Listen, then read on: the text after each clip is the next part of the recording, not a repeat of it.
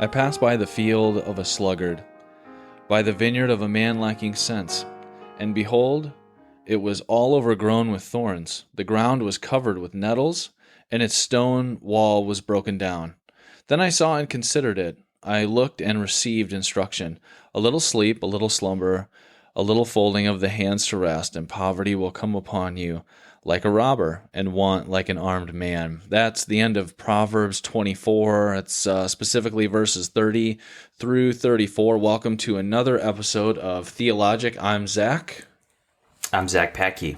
Sean Mustian. Forgot my last name there, didn't I? That's all right. Yeah, You sorry. gotta get the last name. There's two Zachs, and sometimes I forget that. So, That's all right. Not that I forget you. I'm just...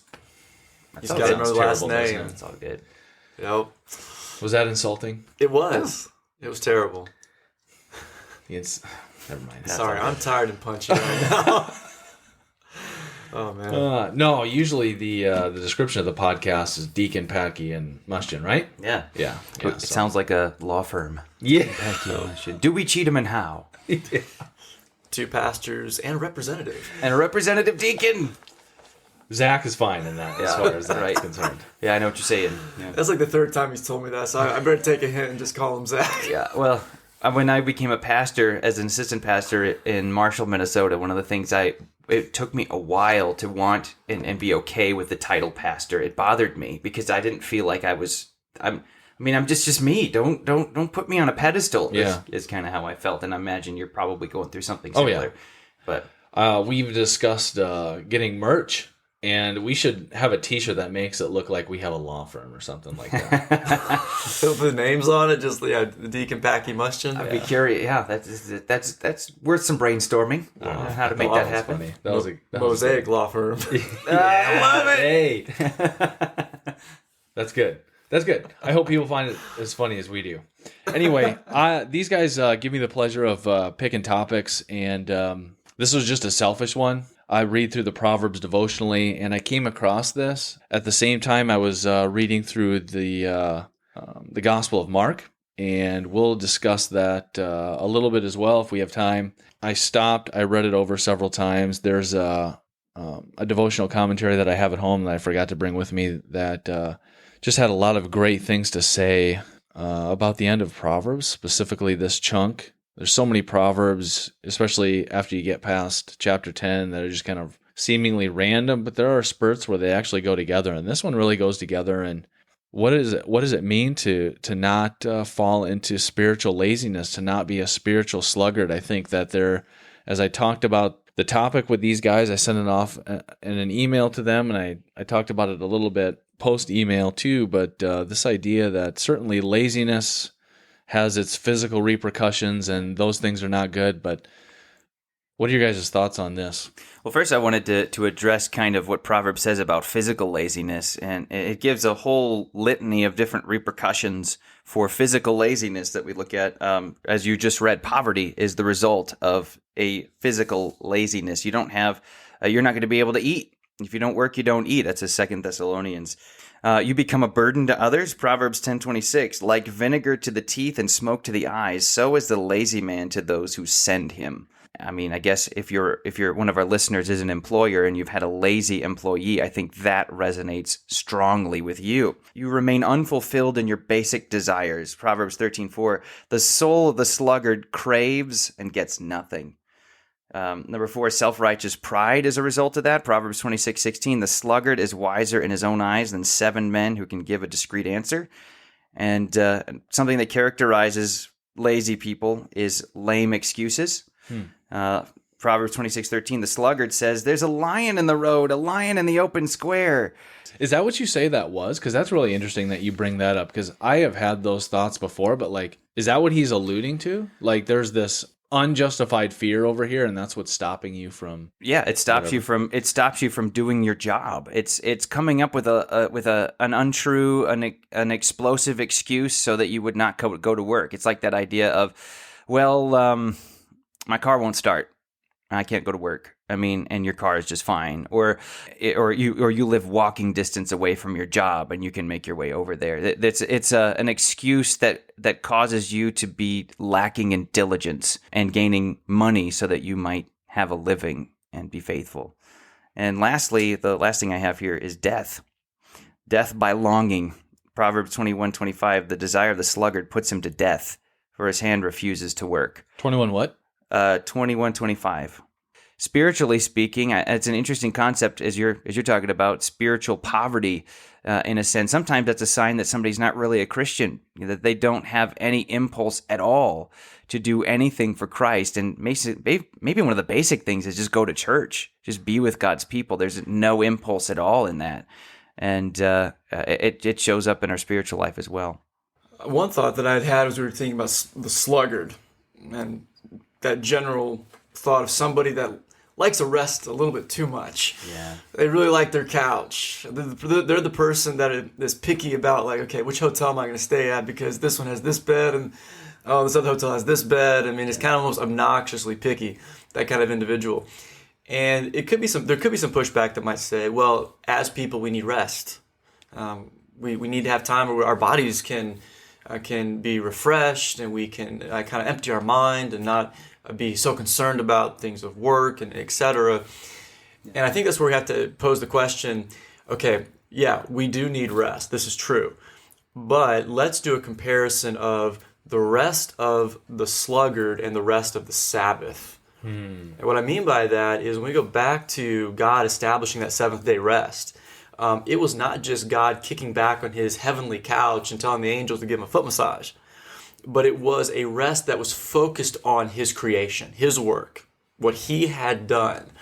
And so when we want to talk about the idea of, okay, well, yeah, we need some rest. Okay, yes, but that does not necessitate that all you're going to do is just plop down on your couch, take a nap, and that's it. Biblical rest, in some degree, not that taking a nap is wrong. I mean, Jesus took a nap in a boat in the middle of a storm. It's not that taking sleep or a nap is wrong, but if we limit our idea of rest to just that, we are the sluggard.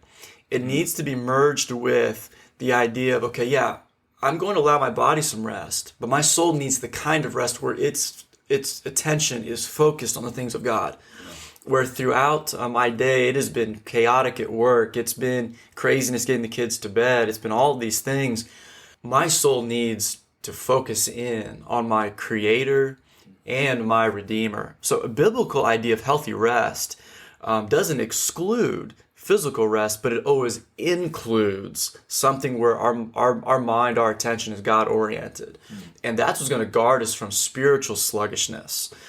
Because if we have that mentality about rest, it's going to be a lot harder for us to slip into a spiritual sluggishness, which I do very much think that the passage at hand in Proverbs 24 does have implications to both. That, yeah, the proverb we're looking at describes a physical scene.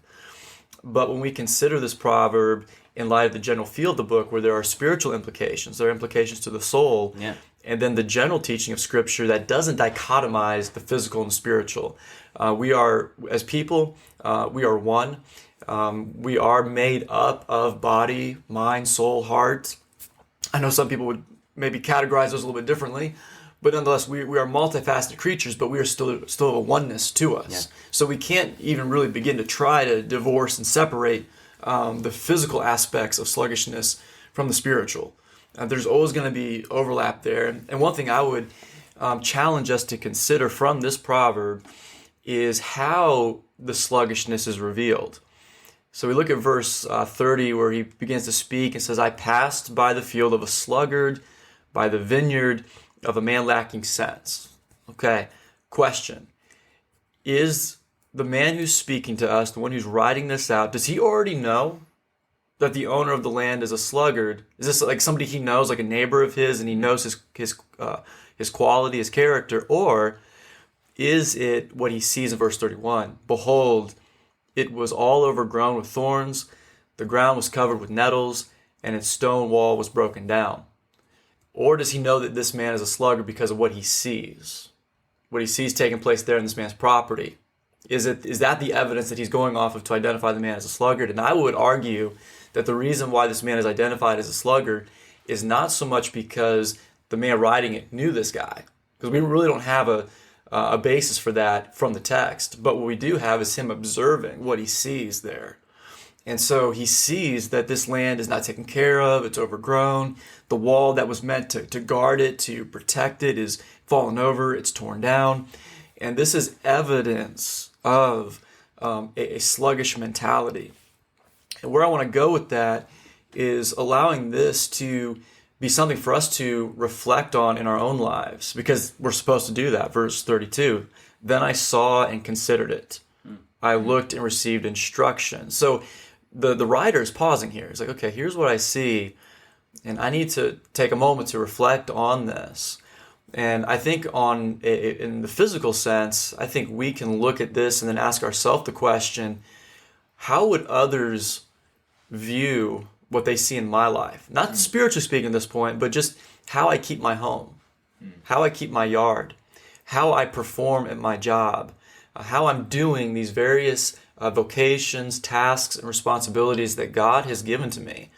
Because these are forms of worship. Like, our neglect to care for what God has given us is poor stewardship, and therefore that is sinful. And so asking the question, how, when others look at my yard, my house, the keeping of my job, how might they observe that? But then take it a step further, because we can still have our blind spots about how we would think other people would perceive us. Let's go to our neighbors. Let's go to our fellow churchmen. Let's go to our spouse and ask, hey, what is your opinion about how I handle these particular areas of my life? Does it look like someone who cares about what God has given me or not? Because how we navigate those things is going to shed a lot of light about how we think about things spiritually, and how we care for the spiritual tasks, the spiritual responsibilities, even something as fundamental as the care of our own soul. And so I think it's something we can take away from this passage. I like what Sinclair Ferguson once said as a pastor. He says, "I'm very, very slothful, and I can look at a guy like him and be like, I'm relieved, because I feel like, man, all these guys who have these huge platforms, and he's willing to say something that I feel like I am myself." I think I agree with you, Sean, on a good portion of it, because there is no. Sometimes there's no differentiating between a physical and a spiritual slothfulness. There's the sluggard is described in one way because it's an issue of the heart that is showing in how he manages his estate, manages his life. But I can also acknowledge there are times in which I feel like I'm more lazy in certain things than I am in others, because number one, I know what to do on certain things, and I'm unwilling to learn about, how do I fix the roof in my house if there's a leak in there? Or rather than, I figure I can read the Bible, I can study that, I can explain it to people, and I'm good with that. But when it comes to other things in life, is it a slothfulness in a willingness to learn? I think that's kind of part of the equation as well. That's fair, yeah. Yeah, that's fair. There are definitely things that are out of our control that we do care about. Maybe the money's not there. Yeah. Or there are things of a higher priority that you are tending to, that in that line of priority, that other thing is left off. So I'm glad you said that, because I would agree with that assessment, absolutely. That priority comes into effect. Sometimes there isn't the means to accomplish that particular thing. I'm glad you guys are talking about this, and I mean, when I say selfish, bringing up the topic, it's not selfish. It's just there's some curiosity. You got some personal curiosity. I want to hear what these guys have to say, because you've unpacked it in a way that I hadn't mentally unpacked it when I was reading it. And I think about my marriage a lot, thinking about what comes to mind when listening to you guys talk, and how everything is worship was really convicting to me. Everything is worship, yeah. The idea that what you said about that, and then what you just said, super convicting to me. That it's much easier for me to study, read, spend time alone, meditate, than it is for me to fix stuff or go outside and do projects all day for my wife, or but those are I agree with you 110%, and I would ask that anybody listening would humbly hear what these guys have just said, that there is a dynamic to which maybe some of the things you're struggling with in your marriage are because you're spiritually neglecting, or maybe not understanding. I mean, I don't know. Like, I feel like I listen to you guys talk, and I'm like, sluggard is what the Lord thought to be proper for, I don't know what the original language, but you know what I mean? Like that word is proper there. Sure. But don't think of sluggard this is just how I'm thinking about what you guys have talked. Don't think of sluggard as just this, I'm not breaking a sweat right now. Think of it as, what's most convicting to me is, are you serving your wife and how she's asked you to help? Because if you're not, you're being a sluggard. Like you're being lazy in that sense, in not doing what God has commanded you to do. And and the implications could very well be that for your marriage, a robber will come upon your marriage like an armed man, and so the implications of being lazy in any regard, because all things are worship, could be very detrimental to different aspects of your life. And that was super convicting for me to listen to you guys talk about that. And so I would pray and hope that anybody listening would take a step back and be like, I've been spiritually lazy in this area of my life, and I think too, I'm going to go home and think about these things more in depth too, because we don't get a pass. You don't get a pass just because you're really good at not being a sluggard in one area and you're neglecting your vineyard is overgrown in another. That's why I really appreciate what you said, going and asking others, hey, what do you see? Because at least with Sean and I, in a lot of conversations, the phrase echo chamber comes out a lot. Yeah. And how often I do turn around and think, this part of my garden is exquisite. but Sean could walk right along and be like, you got weeds there and there and over there. And my point in saying is there's just this unpacks so much for me. I think a lot of us need to recognize that this is fuel for humility. Oh yeah. Really, in our lives. I mean, preach. When we can have so much right and yet have other things wrong that we're blind to. So, when we approach life humbly, what does the book of Proverbs talk about? Those who despise correction, they're unwise. If you realize that you are worthy of correction, so much of yourself needs correction, and you need advice. You need people to come along. And, I guess on the one end, you gain respect and you actually improve in these ways of spiritual laziness. I need some advice on what do I do with my roof. I need some advice on what do I do with this project in my house that I'm abysmally ignorant on being a fix-it man. I'm thankful to have, I'm just being honest about myself. It's like I'm thankful to have men in my church who are good at that type of thing, and they can come alongside me and bless me and help me with that. But there's a sense in which I feel like I'm never going to be that kind of guy. What can we do? How can I improve? I think one thing with that, like you used the phrase "be that kind of guy," and I think one thing we have to remember in this, as we think about sluggishness, is that being a sluggard is a condition of the heart, not so much what we do. So, we're all, God has gifted each man, each woman in particular ways. I love that. Thank you. So that we have balance. That helps. So God, in God's providence, He has put men into your life that you just said that have some competence in this particular area. So not being a sluggard is to say, okay, I'm going to seek out these men and see, can you help me execute this task? Yeah. So that doesn't necessitate that you have to become an expert in putting on a roof, but you see, okay, there's a need there, and God has provided a means to that. And I think we have to, each of us have to, as we think about identifying sluggishness in our heart and our thinking, is also to go back to the Proverbs that, like Packy read a moment ago, where there's, I don't know which verses you read, but you were kind of going through, I think, were you going through like a list of them a few minutes ago, and to look at what the various Proverbs say, because what they tend to do in Proverbs is when a certain kind of sinfulness is mentioned, there are characteristics and qualities that are also mentioned in the same verse or passage that are linked to it. And if we're wanting to identify areas in our life where we are sluggish, where we are lazy, where we're slothful, it would be beneficial to get a concordance and go and see, like, okay, where in the Proverbs do we read about this? What is said about it?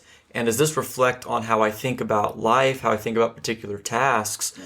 And as Packy said, be humble about it, because there is a gift within the Proverbs that as God is revealing how life is to be lived in a wise way, one of the ways that God describes it is also describing the antithesis, what it doesn't look like, so that when we're reading through the Proverbs, we have the opportunity to see, oh, here's something that God does not design as a part of his created order, but nonetheless, I see that in my heart, and I see that in my mentality. So God, please, by your Spirit, remove this from me, sanctify me, make me like Jesus, make me diligent like your Son was, make me like your Son who was obedient in all things. And yeah, so I think it's be a great opportunity for prayer and confession on a personal level. Open eyes to truth is always something that should lead us to humble brokenness, because we understand not only our finiteness, we're very limited as human beings in what we're good at, but we're also very proud in we don't want to seek counsel, we don't want to ask help, we don't want to, because we're just, number one, it's not as bad as perhaps I think it is, or I really, it doesn't give me much interest at all. But if I have my eyes open and I'm willing to do something about it, then I can face the issue with a level of humility. So I'm not sure if this relates at all. Again, these were just two passages I was reading at the same time. I'm going to read a little bit out of Mark, the end of chapter 13. Jesus says, "But concerning that day or that hour, no one knows, not even the angels in heaven, nor the Son, but only the Father. Be on guard, keep awake, for you do not know when the time will come. It is like a man going on a journey, when he leaves home and puts his servants in charge, each with his work, and commands the doorkeeper to stay awake. Therefore stay awake, for you do not know when the master of the house will come, in the evening, or at midnight, or when the rooster crows, or in the morning, lest he come suddenly and find you asleep. And what I say to you, I say to all, stay awake." And so I read those things at the same time, so those passages were fresh in my mind. Any eschatological differences aside, Jesus just says, he says it pretty plainly, and that's why I underlined it. What I say to you, I say to all, stay awake. And how do you guys think this relates to maybe what we just talked about, if at all, maybe not? I would start with, you look at a parallel passage on this is in Luke chapter 21, and spiritual laziness is included with other forms of sin. This is what he says in Luke 21:34 through 36. "But take heed to yourselves, lest your hearts be weighed down with carousing, drunkenness, and the cares of this life, and that day will come on you unexpectedly. For it will come as a snare on all those who dwell on the face of the whole earth. Watch therefore and pray always that you may be counted worthy to escape all these things that will come to pass and to stand before the Son of Man." That's Luke 21? Yeah, Luke 21, verses 34 through 36. And so spiritual laziness is accompanied in that text with carousing, this riotous living, drunkenness, and preoccupation with the present life as opposed to eternal realities. And so, yeah, I mean, that's a clear implication of spiritual laziness. It comes with, as Sean was mentioning about different areas of the heart, it comes with all levels of sin. Sin is so linked together in our hearts, where somebody who might struggle with sexual morality might also struggle with anger. Those two things are very joined together, and shame, and I would say an ungodly form of shame. Those types of things are joined together. And as it is here, spiritual laziness is accompanied with a lack of care for that which is eternal. I agree. I just want to have this moment of talking about Luke 21 and Mark 13 where I can say, I agree. Olivet Discourse, yes. I love you, Sean. Packy and I come to the end of the Olivet Discourse and we say, we agree. Yeah. So, yeah, I'm not trying, seriously, yeah. I affirm what Packy said, and I think that's a great word. Yeah. I was just convicted by it, and you guys know that I'll glean from your guys' wisdom in future episodes on eschatology, but the command to stay awake the command to not slip, not slide, not be a backslider. Just Something that to really convicted me. maybe just to mention, what are some traits? I mean, aside from the revealed traits of a spiritual laziness, what does it look like for somebody to have a spiritual laziness? That is, as he's describing, living in wanton sin. And having no care for that which is eternal. But what does that look like in our lives? Well, I think basically speaking, for somebody who claims the name of Christ, a lack of interest in doing the basic things of faithfulness to Christ, like church attendance. Yeah. I don't think people realize that in Hebrews 10, that describes the importance of joining together with God's people. He begins not only with that, he moves forward talking about what it looks like when somebody finally defects from Christianity altogether. That's a beginning step. A lack of joining together with God's people results in a rejection and turning away from Christ, and it results in the judgments that are described of those people. Lack of church service is another one. Faithfulness to do what God has called you to do, including evangelism. I guess that's where we look at spiritual laziness in humility. I think every one of us could say, God, I wish I evangelized more. I wish I was more faithful in these things. Open doors for me. I want to evangelize, but help me also to be available to that. A lack of discernment about error. All these ways are other traits of a spiritual laziness in us. So staying awake is really being a good steward of what God has commanded us to do. Right. And on that idea of it being a heart condition that we have to be aware of, and when the Proverbs pointed out to us, we need to address that in prayer and repentance. Yeah. I like what Pastor Charles Bridges said. He has a commentary with the Crossway Classic Commentaries, and he writes on this passage, not in Mark 13, but there in Proverbs 24. And this is what he writes regarding the spiritual implications to a sluggard, to the heart condition of being a sluggard. He says this: Christian, is there no danger of this evil creeping into your religion? No habit is more ruinous. It exhausts and at length stops the voice of prayer. It hinders the active energy of meditation. It weakens the influence of watchfulness. The way to heaven is steep, rough, hard to climb, immeasurably long, full of toil. Such a false appreciation checks every step of progress. So instead of the soul being a well-watered garden, it relapses into its former wilderness state. It is laid open to every temptation, and all too often is ultimately a prey to sensual appetites. Good. I like it. Good things. That's something to chew on. That's a lot to chew on. I think that in closing, I'm appreciative of talking about stuff like this, not just because it challenges me, but I mean, really the foundation of why we started this podcast discussion altogether, that we would challenge our churches and the Christians that we live around to stay awake, to understand that the nettles and the thorns will grow up and your stones will break down, and if not for battling for these things. Yeah. So I was going to say I have a couple texts that I wanted to bring up by way of implication for spiritual spiritual effectiveness, spiritual work. Titus 2:11-13 is an excellent text for that. And by the way, it goes against justifying, because you have some end times hope, that you should be led to a spiritual laziness. Like just because Christ is coming, he could come at any moment or whatever. You have that view. That doesn't mean you have a pass to do nothing. That's a poor application of the truth. Titus 2:11-13, for the grace of God that brings salvation has appeared to all men, teaching us, what does it do? To deny ungodliness and worldly lust, we should live soberly, righteously, and godly in this present age. That's the exact opposite of the wanton drunkenness and the iniquity that is a part of being spiritually lazy. What do we do instead? Verse 13, looking for the blessed hope and glorious appearing of our great God and Savior Jesus Christ. That's endemic, foundational to the Christian life.